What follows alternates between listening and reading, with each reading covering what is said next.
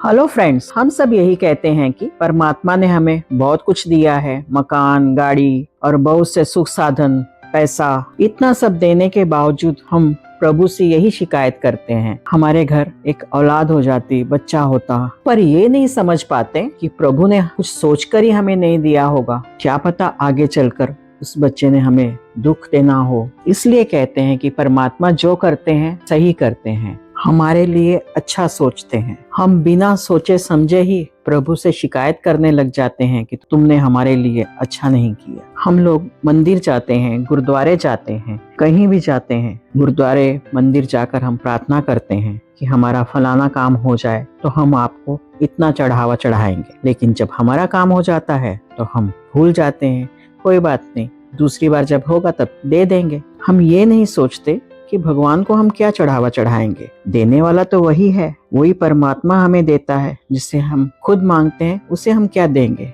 आपको ऐसे एक राहगीर की कथा सुनाते हैं। एक राहगीर था, सड़क किनारे चला जा रहा था। चलते हुए उसे सड़क के किनारे खजूरों के पेड़ दिखे। खजूर के पेड़ पर फल बहुत ही लगे हुए थे। ये देखकर उस राहगीर के मन में लालच हुआ कि चलो चलते हुए फल खाए जाएं।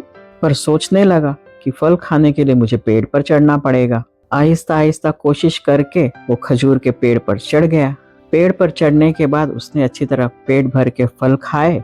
जब फल खाकर अच्छी तरह वो संतुष्ट हो गया और पेड़ पर से नीचे की तरफ देखने लगा तो उसे डर लगने लगा कि अब मैं उतरूंगा कैसे।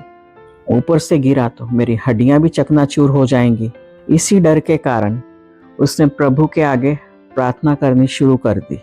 अगर मैं ठीक ठाक नीचे उतर गया तो 100 चादरें मैं संत महात्माओं को भेंट में दूंगा। और वो आहिस्ता आहिस्ता नीचे की तरफ उतरने लगा। और जब वो थोड़ा नीचे की तरफ आ गया तो मन में लालच आया कि 100 चादरें तो बहुत हैं, 50 ही चादरें मैं दे दूंगा। थोड़ा और नीचे आ गया, फिर उसके मन में लालच जागा, 50 भी बहुत ज्यादा हैं, 25 ही दे दूंगा।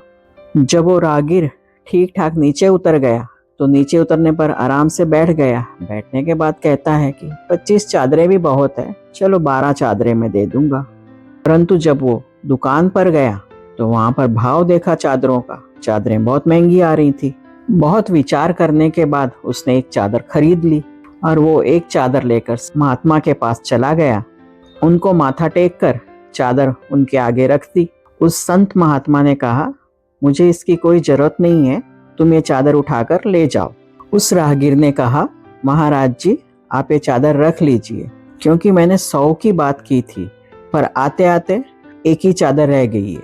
इंसान जब कष्ट में होता है तो प्रभु से कितने वादे करता है, मेरा ये काम हो जाए तो मैं आपके लिए मुकुट बनवाऊंगा, नए वस्त्र बनवाऊंगा। जब काम निकल जाता है तो इंसान सब कुछ भूल जाता है।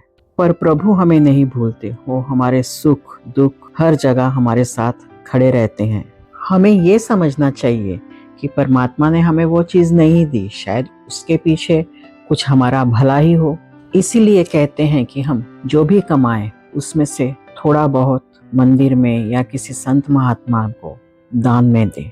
यही सब आगे चलकर हमारे कर्मों के हिसाब में जमा होता है और इसके फल स्वरूप हमें पुण्य का जो फल मिलता है, इसीलिए हमें हमारे कर्मों का सब फल यहीं पर मिल जाता है। अगर आपको मेरा यह वीडियो पसंद आया हो तो सब्सक्राइब और लाइक जरूर करिएगा।